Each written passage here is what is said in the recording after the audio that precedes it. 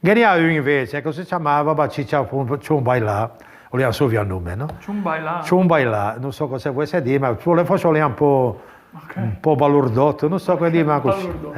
O cantava, veniva su con la maison briego, delle volte. E ho detto a 6, ho detto a Cala, giunto a Burgo, e insomma che scaricava una butte da un carro. In tu scaricare, perché il vino portava da notte dal Piemonte, mica come ora, che bisognava che fosse freddo, che non fosse da su, perché si scaldava, no?